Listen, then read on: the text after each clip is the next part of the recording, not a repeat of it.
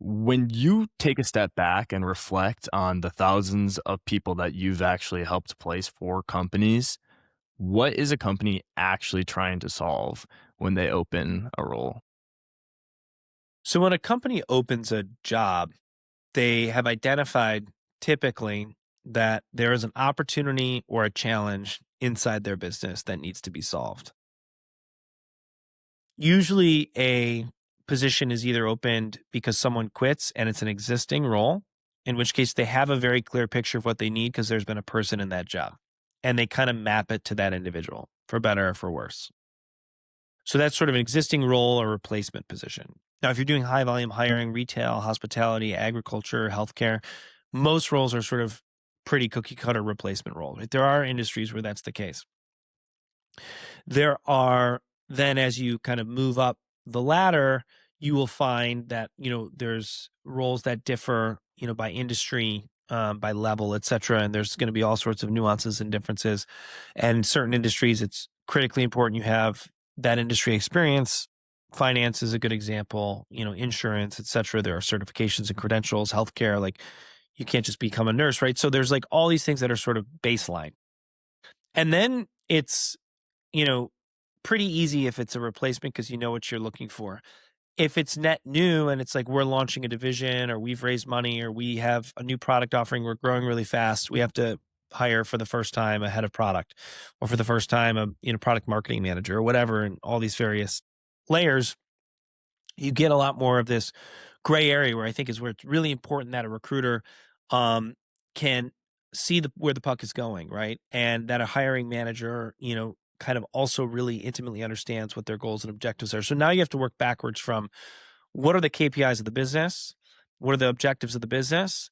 What is the kind of level of this person and their sort of span of control and responsibility to hit those objectives, and then backing that into the very baseline North Star for that job, right? Which is how you kind of come up with the job description or the job title, and then like the what this job does. And then from there, once you know what the job needs to do or the individual needs to do, you can start to build out the skills matrix that's required.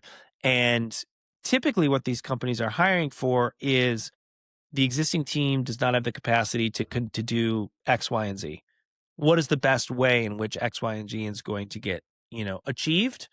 Obviously, often that is a human being doing X, Y, Z. Now, nowadays it can be a human plus AI, it can be augmented. There is these sort of unique, when you look at hiring in the future, I mean, our thesis is that there are going to be sort of human supervised AI agents that are, almost in the same way that you hire a person, you're going to almost hire specialized agents, right? Or build these specialized agents with specialized skills where you're looking at it more like a job description or an individual actor completing tasks versus you know, buying technology like you would buy a piece of software or a tool.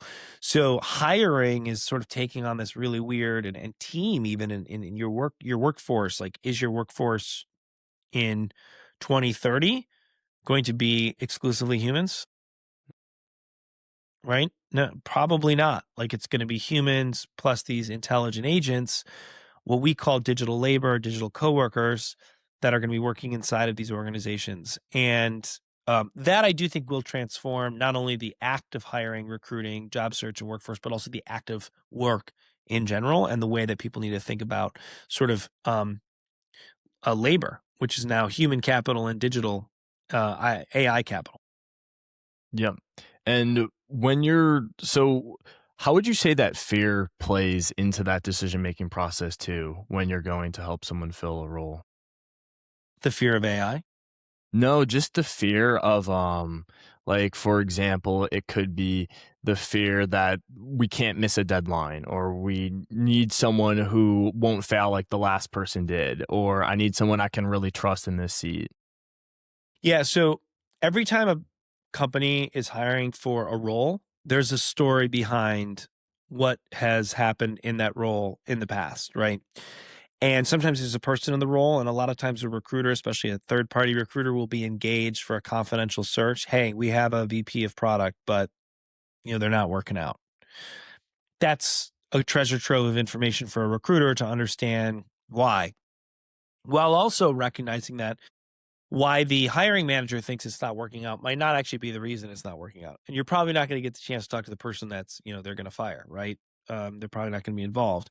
So, each role has a story, and the story is either being written right now and has a history, or the story is about to be written because it's a brand new role and they need this person. So each time you arrive at a new opening with a hiring manager, an elite recruiter will understand the story behind the job.